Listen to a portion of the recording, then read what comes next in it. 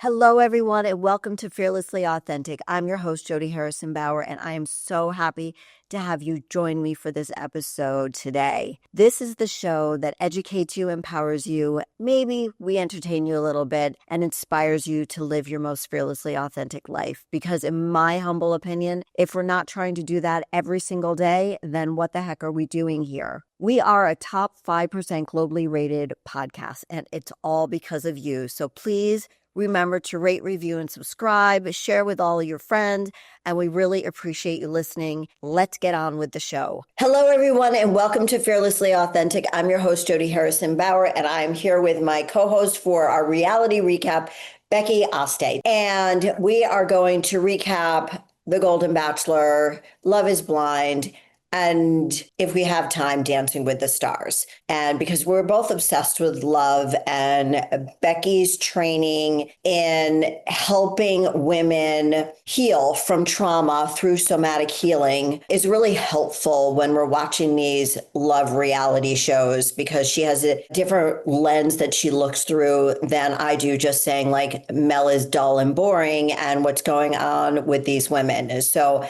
Becky, I'm so happy. I love you to death. You're my friend, but you are also an expert in this field of trauma, and there's a lot to unpack here. Yeah, I'm so excited. I love this. I look forward to this every week. Me too. All right, so let's get into The Golden Bachelor first, because it's fresh off of last night. Your take, since you just finished it? Yeah, I say Peg seems like a strong front runner to me now. I mean, we know how it ends and who gets voted off, but it was interesting that he seemed the most into her. That's just not what I would have guessed earlier in the season. And it seems like to me, I mean, I just finished watching the last like 15 minutes of it. He is a very reserved man. He is not outwardly expressive or emotional. He's a man of few words. So that's not wrong or bad, but just personal preference that's tough for me. And I think it's tough for some of these women. I like that.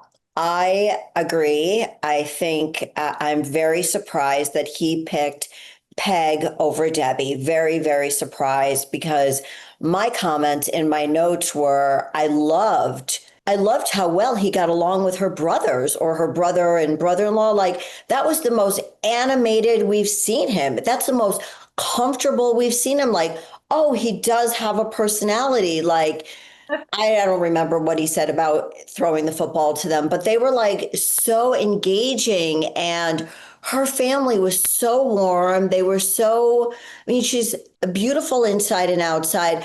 I do, however, think that she's too serious for him. And I don't think they vibe. I don't think they're on the same vibration.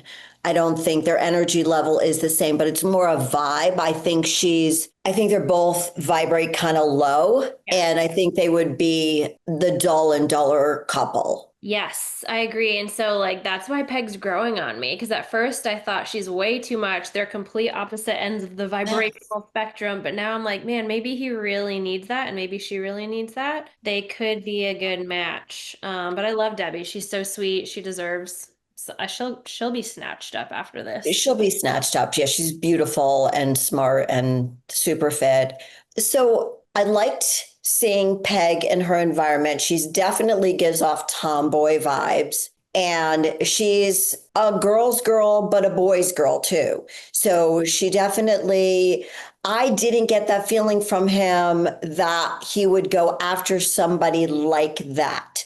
Like, let's just call her, I'm going to just put her in a box and say she's a tomboy. She's a beautiful tomboy, off the charts energy, love her relationship with her daughter and her mom. Oh, Yeah, the I, family was like top notch. oh, that family, like her mom, I was so jealous. Like my mom was such a hot shit. And if I were ever on a show like this, like, she just reminded me of my mom, and but so cool, like just such a cool mom, and just like really with it. And I don't know, I really liked her mom. I was just like, And Yes.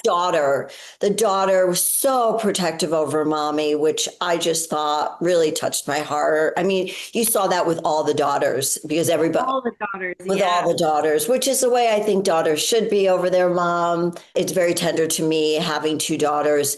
So I really liked seeing Mel with her brothers or her brother and brother-in-law. I don't know who they were. I felt like that was the only time we saw his personality. I didn't think he was that into her until, well, this is what I liked about her. She was, I think what she's doing, the way she's playing Mel, is that she's not pushing him for an answer. She's Yep. not pushing him to say, I love you. She's not saying, so where are we? Like, or did I miss that? Did she once pressure him? That's like the stark difference between her and The Cindy. other two women. And Yeah. Cindy, for sure. Cindy, yes. Yeah, and I noticed that too. I mean, he does come off as an internal processor. Just to geek out for a moment, if I were to guess his Please. nervous system attachment style, it would be more avoidant, which just means he needs a lot of space and independence and autonomy and like alone time to get regulated. And so too much Okay. external pressure or expectations is going to push him away further. So I notice with Peg, she's very secure in herself. She's really not asking for, at least they're not airing it. And so he seems way more settled with her. He seems like he's leaning into her more. When the kids asked how he felt about her, he's like, great. Like that just felt like the most open energy wise compared to the other kids that were hammering him with questions. And I didn't blame any of the kids for feeling unsettled. They're like, he's really not giving much. He's not, that's not, Cindy's three daughters, you mean? yeah, Cindy's kids, but also, Dakota, her daughter, Peg's daughter. yeah, yeah, Yeah, I agree. I felt bad for Peg's daughter because she wanted so much for him to say, I'm falling for your mom.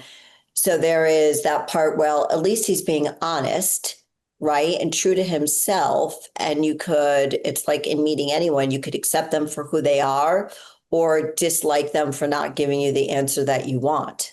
yeah. He doesn't seem like he's trying to put on a front or a show or like posture, prove himself in any way. So it can be a little off-putting for those who are wanting a little more reassurance, but I do appreciate the honesty, and it kind of comes full circle from the first impression he made at the beginning of the season when he put his worst foot forward. And he was like, I made a mistake with what I said on the podcast. Let me just like be honest right out the gate. So we weren't sure if that was just, oh, nice first move on the first night, but is this character gonna last? I think this is showing like this character lasts. He just is who he is. He's not the most buttery, warm, expressive guy, but like you get what you get. So going back to that interview that he had on the podcast, why was he so open about his feelings on who he would prefer to date versus being so reserved now? Yeah. Like it's like why was he like this? I heard him on that interview. He was charismatic. He was charismatic and he was very forthright. Like, but maybe that is his personality. He's very forthright. So if he feels something strongly, he's going to say it. So I guess with a person like that, his words mean something. So Mhm. there's a lot of weight to his words versus what we've seen with other seasons of The Bachelor where they just said, I love you to everybody and were careless. So Yeah. maybe I could take a step back because I was really judging him very critically last night and thinking, like, give these girls some more. Like, that's all you can give. And if you don't think you're there at hometowns, when are you going to get there? Yeah, I felt the same way, and then can also look at the devil's advocate as well. When you rewind, when he was, before the season started and he's just getting interviewed, that's like, I mean, anyone can feel regulated and open and more expressive in Mhm. those situations, but Okay. rubber's really meeting the road. Like, oh my God, it's down to three women. Now he's like processing his own emotions. He's probably feeling the pressure. He's in an Mhm. environment that, I can't even pretend to say I know what it's like to have producers right down your throat and like the sleepless nights and not having your phone to connect with family back home, all of that. So to me, I'm sure if his default is to internally process and like go inward with the pressure, then it makes sense to be seeing like less expression now. And he even said he was nervous with meeting the kids. I mean, after his first hometown, he got pretty hammered with the hard-hitting questions, and I loved it. But I'm sure he feels, yeah, just on the hot seat and probably nervous. Yeah. So going to Cindy's hometown, I thought the sparks were going to fly because they were really teasing us that way. Her daughters, if I could just be superficial, stunning, like I know. stunning, fit, well poised, well spoken. I mean, as he even used the word, very polished. They were very polished. Doesn't surprise me given her overall aesthetic. I know that it seemed like the other daughter who was sitting with him solo, she had to be the oldest daughter, I'm assuming, Hmm. where she wasn't getting the answer she wanted. But what we saw was that Cindy really wanted answers. Like she got really serious. And that's absolutely how I would be. 100% I would be like that. I would be, okay, listen, I wouldn't maybe say it like that, but we're at hometowns. Like, what's the deal, dude? Like is the big L gonna drop as she kept referring to it as, or is it not? And I kind of get it. Like, you're in your 60s. Like, what are we waiting for? We're on this reality show. Like, what are we waiting for? So I get it. That's exactly how I would behave. My daughters would behave exactly like her daughters. 100%. Props to Peg, who was able to just be chill. But if we go back, isn't she the same one that kind of turned us off a little bit? She said what she wanted, like maybe in week 2 or 3. She Yeah, was very upfront. she ran over him with like just talking about herself, like wasn't curious or really asking questions. And we even saw this dynamic kind of body language where she was just very overbearing and controlling, and he was like almost fighting for control while pulling back. It just felt like, ooh, the vibe's off. But I would say on her hometowns, yeah, this is the most grounded I've ever seen her. I was like, I like this. She seems really, and it makes sense. She was in her hometown with her family, really grounded, and the dynamic between them felt really good. I will say, yeah, it's like easier for him, I think, that she's not like needing the reassurance. At the same time, seeing it from Cindy, I love that she was open about it. And like you said, we're in our 60s. Like, I just want to be a straight shooter. Let's get to the point. What are you really feeling? And at the same time, she said, I know someone will choose me. Hopefully it's you. I wanted to stand up and clap to that. I was like, yes, that's the vibe. Like, we're not begging, Right. we're not scrounging. And even in her ITM after, she was like, I'm not going to like fight for it. Like, hopefully this works out. I really do want it, but I'm staying in my right security and I'm staying rooted that I'm not going to overperform to try to get this man and convince him to love me. So what we don't normally see is a lot of growth in the cast, right? At least that's how I feel. In this cast, I see that there's been growth. Cindy was from the get-go in love with him.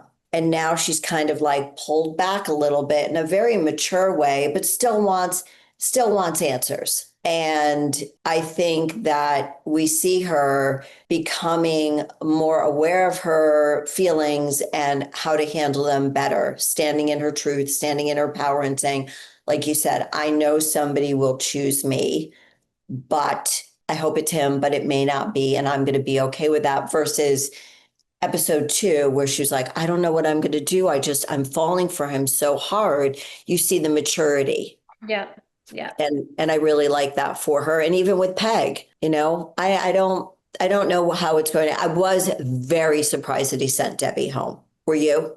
Yeah, I feel like Debbie's like the middle child of the show. She got the middle date, and like even right now, our conversation, there's more I feel to talk about with Peg and Cindy, and Mm-hmm. Debbie's just kind of like, sifted off. But she's a gem. She's a jewel. I keep thinking of the group date on the beach with her in that white wedding dress, and I think yeah, like you said, like we said earlier, she'll be snatched up. She will. So that's our take on the Golden Bachelor. All right, moving into Love is Blind. Wow. When you texted me and said this was heartbreaking, I was like, what is she talking about? Like, what could be so heartbreaking? I cried. I cried. You were referring to Edmund and KB, right? Yeah, That was so heartbreaking. I thought she was going to say yes, same. who a man she is going to have to mother. Is she going to be okay with that? And even though we've learned that he is a smart man, that he is much more aware of his feelings than he initially gave off. I felt like she would still have to play the mother role. And there's no woman who ever wants to get married to a boy. Yeah. Nobody Yeah. wants to play the mommy to a grown man. May feel familiar, but no, it doesn't like lead to a fulfilling relationship. So I think she made the right choice, and they had some of the most toxic fights on the show, but I was really impressed and moved by how she handled him on the altar and how he It's, responded it even. was beautiful. It It was, was beautiful. And you did see their growth. yes, for sure. For sure. I think it was the right decision. I really have hope for him, honestly. Like he was the one that scared me from the get-go, like, oh my gosh, Yes. I could destroy the Train man. wreck. Right. But I really think that this was a huge like platform for his just like a jump start for the growth that he will step into, deserves. And it was really heartwarming to see the teacher. Oh, the teacher. The teacher. No, she was the best. She was everything. She was what grounded him from the time he was 10 years old until here he is in his late 20s. Yeah. Like, wow. Yeah. How lucky is he to have somebody like that in his life? I mean, I still remember my fifth grade teacher, Mr. Esposito, and he had such a profound effect on me. He was my fifth grade teacher, and then he moved to sixth grade teacher when I moved to sixth grade. Not, it wasn't because of me, but they just moved him to sixth grade. And then when I was 13 and I had my bat mitzvah, I invited him to my bat mitzvah, which Oh was my I was in God. seventh grade, Mr. Esposito. And yeah, he had like a huge effect on me. And he made me realize that I was just always nervous about everything. And he would say to me, stop like overthinking, when you're in fifth grade, like stop. You don't need to be scared. Like you got this. Teachers are angels and they deserve so much more recognition and pay. I had a similar experience with my first grade teacher. She made a huge impact on me, and we were pen pals over the summer. We would write letters back and forth. And Wow. to this day, we're still Facebook friends. Like, I'll still message her. I had my daughter, who's now in first grade, send her a voice memo. It was just this full circle moment. Like, now here's my 6-year-old mini me, and I told her about you, and yeah, very, very Oh. life-changing impact teachers can have. Yes, yes. So I was so happy she was there, and I really got very emotional when I saw her walking him down the aisle. I just thought I felt bad for him. His mom wasn't there. I was like, "Why are you inviting your dad?" But that's just me being a little bit of a bitch. The dad didn't really add anything to it. I think the people that I was surprised, no, that's somebody else. I was just so happy that that woman is in his life. And I do think they both handled it with grace. And the thing he did say, which really hit my heart, was he's like, this was it. This was basically saying, this show was my only chance for love. And I had it. And she's like, no, this isn't your only chance. He said she might have been a sapphire, but there's a diamond.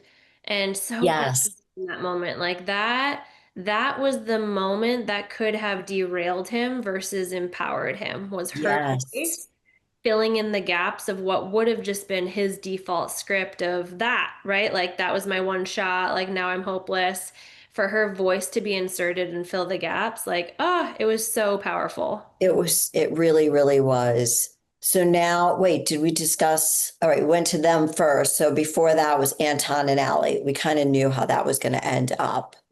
I saw that coming. I think there could have been more authentic conversation and communication from her end.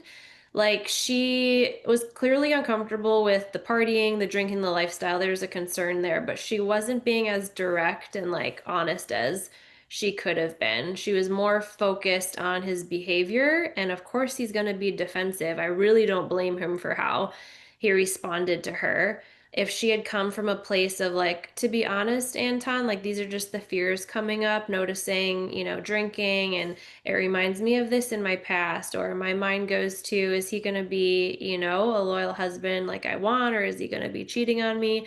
If she'd been a bit more just honest, I think it really could have built a deeper connection. I think they could have had a really good shot because he did seem open to growth. He seemed growth minded, seemed like a good guy. I think it's a missed opportunity for a good relationship, in my opinion. I think she didn't care enough to really share those feelings, to Mm. get deep with him. I think at some point midway, she said, like, this isn't for me. Yeah, and This that's isn't for fair me. too and respectable. Yeah, she doesn't have to say in that. There's plenty of other men where she doesn't need to like dig deep to get there. I think I'm coming from the point of view to like just already being married and thinking about our dynamics, and we've had our own struggles with like addiction and substance use, and so I've done what she has done before Okay. and it didn't work. And what did end up working is just getting to the heart, sharing the deeper fears, but that was because I had a marriage and kids on the line, for her. It's like she's still at the dating phase. She doesn't need to Right. go I'm deep. telling you, Becky, reach out to her. You should reach out to her. I think, and the shower, the bridal shower was so short, but all you heard from all the friends was how that person probably wasn't right for them. Mm-hmm. So I mean, that one didn't really affect me that much. I wasn't all that invested in their relationship. I thought yeah, I just didn't really get into it that much. She's beautiful. I think she's going to get a modeling gig. Like, where has this woman been? Like, she's drop dead gorgeous. Yeah, Like, agreed. So pretty. so pretty. I feel like she looks like a lot like Melania Trump. Gorgeous, Yeah. gorgeous. And then we have, well, we didn't recap last week. I tried recapping it myself. It was very boring doing it all by myself because I had nobody to talk to. So I just deleted it after I talked for an hour. But let's go back and talk about the breakup between Madison and Joe, Yep. because I don't think we covered that. And Nick and Annie. Yeah, best decisions ever. Right. I know you have a lot to say about Nick and Annie, so go. I don't think I've ever been so like, oh God, like happy that somebody was off my TV screen. It was so hard for me to watch Annie. There was something very disturbing.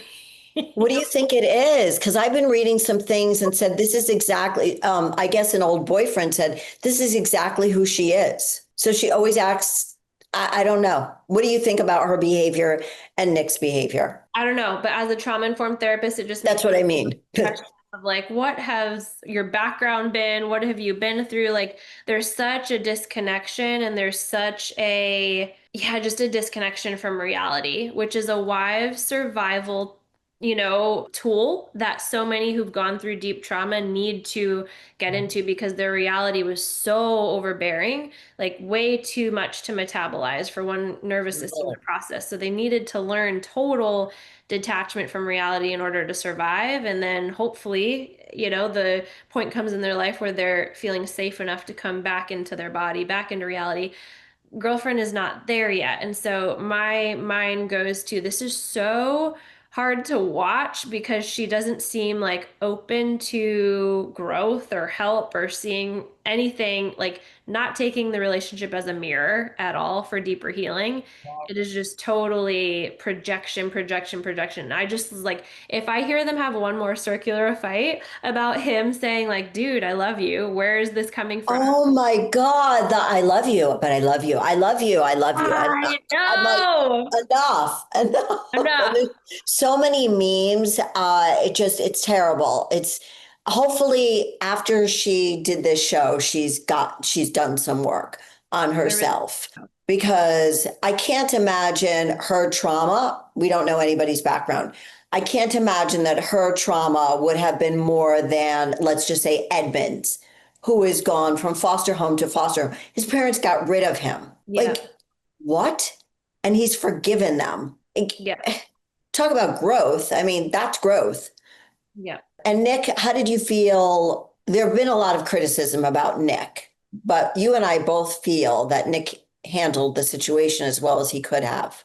Yeah, it seems like even the rest of the cast isn't the biggest fan of Nick, and it's a Right. bummer. I think he's a good guy, he's trying to do his best and maybe a bit rigid, but I think he handled it well. I think he could have had that conversation sooner, but kudos to him for giving it a fair shot. I think he'll make a really loyal, faithful husband, and I he's do too. intelligent, like good communicator to someone someday. So I have no problem with Nick. I didn't either. A lot of, yeah. And then we go to Madison and Joe. And I will say that we knew Joe wasn't into her. So love was not blind, right? She's a beautiful girl, but just not what he was attracted to. And, that's why there's a lot to choose from out there. A beautiful girl. But he wasn't into her. And I think he did the best he could to like squint and think that he could be. And I think he did, he finally manned up and said, I can't do this, or whatever word he used, but Yeah. he broke it off with her. And it's never easy to break up with anybody. And her response was, look, nobody wants to be broken up with. So if Mhm. you're super in love with somebody and they break up with you, and how super in love could they be? But given the circumstances, I felt like she handled it as well as she could, but she seemed to be overly devastated. It's like, didn't you like what didn't you see? What cues didn't you pick up on? Did you really think that this was the marriage that you created in your mind? Like, what was it? Yeah, yeah. And I wonder because I can relate to getting so hooked on a vision and like a fantasy of a relationship and Hmm. not being honest with the reality of it. And so I think that was maybe the case with her is just she had a fantasy of like where this could go and what it could be and just wasn't able to sit with and really be present to the actual energy in the room and the vibes he was giving off, which is like he's really not, it's not mutual. Right. He's not into you. It just comes down as, and nobody wants to know that, nobody wants to feel rejected. Nobody wants to feel like, oh, this person isn't into you. It hurts. It hurts, and I think it was really relatable how she even verbalized that. Like, my heart is breaking right now. I thought she actually was really authentically communicating in that moment. It was just grief that we can all relate. Yeah. And then she was like, okay, let's pack. Yeah. And I think I would have done the same thing. All right. I would have been upset. I would have been hurt. I would have asked why. She kept saying why. Like what was it, right? She's the one who kept saying, did she ask why? She did. I would Yes. have asked why too, because we all want to know why. And if you're the person breaking up with the person, you don't want to hurt their feelings and tell them, well, you're just not my type. Yep. That's hurtful. And you're hoping that that person could read between the lines and say, that's the situation. Yeah, that question why is like the most common question when anyone goes through trauma. We're trying to make sense of it and make meaning, and we're meaning making organisms, but it actually can keep us trapped in the trauma. So, the better question I always point clients to is what? Like, what is actually happening? And she tapped into that too. She's like, oh my God, my heart is hurting. And I forget how she described Yeah. but just dropping into the body in those moments and being like, look, the why, no matter how good the answer, is not going to make the pain go away. But what pain is in the body? How can I be with that pain, get support, move through it? That's interesting that you bring that up because whenever my heart has been hurt, whether in love or friendships, whatever, and you always think, why? Always. Why did this happen? And then I think I go to, how did this happen? And then when did this change happen? Yep. And we immediately blame ourselves. And it's the most painful thing to live, just as you said, live in our body with that feeling that feels so mucky and hard to live in, but we have to live in it. It's like going through the pain is going to help you with the growth and is going to help you get to where you want to be with the kind of person you want to be with and surrounding yourself with the people you want to surround yourself with. It's all hard. It's all hard. And even at my age, I'm going through it. It's just never, ever easy. And as hard as some things can be, even when we get older, I see the joy in it that at least even when we're older, we're growing. But it's hard. It's It hard. is Like when hard. I go to the gym and I'm working out and I say, this is hard. And my trainer says, it's supposed to be hard. I'm like, screw you. Like, I Yeah. know. I know. Like hard is okay. All right. So let's do Dancing with the Stars. Okay. Okay. First Oh, dance. real quick. Before that, can I just say Heartbroken by Meg? That was the first time. Oh, yes. Oh my God. Yes. Go, go, go. So Yes. mad at her. I was so I mad at know. her. No, like you're making the wrong choice. You're making the wrong choice. And they did give the teaser at the reunion that she has a surprise. So I'm praying the surprise that she came to 5 minutes later after the camera stopped rolling and decided, okay, erase everything I just said. No, I think she's going to say she's pregnant. I think she's going to say she's pregnant because one of the things that they kept honing on is she's like, I don't even, well, she said it once, I don't even know if I'm equipped to be a mom. And the bottom line was he was a gem for her. I ended up really liking him. I wasn't a big fan of Jordan at the beginning. I couldn't understand him. But once they got home, and I saw him, we saw how the responsibility of a dad, like what didn't she understand? Like we all knew why she picked Jordan over Mike, that she wanted to try something new. And she really didn't give it enough of a shot. And I felt his pain when they said any regrets, yeah, introducing her to my son. That was huge. Like I don't know if I could forgive somebody after that's being so vulnerable. This is your child. Yes. Yes. And Correct. I think this is the first season ever where nobody said yes at the altar. I think it is. I've never seen nobody get married. Crazy.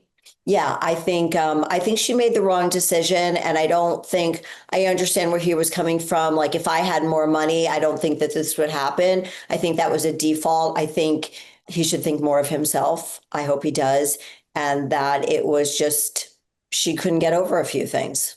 Yeah. And like, what do you mean you didn't understand that? He was so straightforward. Hey, having a child is going to take time away from us. Yep. Like he said that so many times. He Yeah. was so honest about it. Yeah. She just wasn't ready for the lifestyle change. We She shall wasn't. see. She wasn't. Do we have time for DWTS? I have 5 minutes. All right, highlights. Okay. What's your takeaways? We don't need to go through every dance, but what are your takeaways? Robert finally came back with the spark, with the zing. I loved that. Whitney Loved blew Robert. my mind, like in increasing measure every single week, even though she's like the best, she's Hmm. still improving and getting better and better and better. This was the first time that I was really into what's her name, Meredith from It Takes Two. Oh, I cried. Yeah. I cried. That one had me in tears. Yes, I am a Meredith fan now.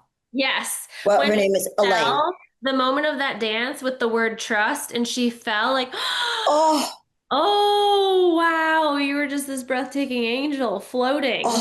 I mean, she was great. She was great. And who's her partner? Alan. He kept crying. Yeah. It was very, very sweet. I think the judges are being, and I've heard this from other people, I think the judges are being hard on Alex Earl. I think her dance was very good. A lot of people are saying that it wasn't that difficult, but I think she made it look easy. I think she's the kind of person who makes things look easy. Yes. And her acting was great. She embraced the character. Every single week, she embraces the character.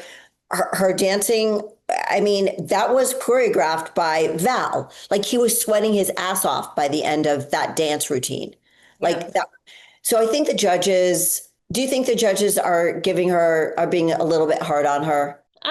I don't know. I think because I'm not a judge and like I don't know all of the technical pieces, right, on that side. I'm not sure. What comes to mind for me is just more what a delight to watch. And at first, I was a little turned off by her because I thought she just came off as this like perfect person, but Right. I'm seeing real and I'm seeing, yeah, she has grown on me throughout the season. Me too. Me too. I was very surprised at the numbers that Jordan and Ezra got. I didn't think they deserved tens, but that's just me. I thought I thought Robert should have gotten all tens and he got all nines.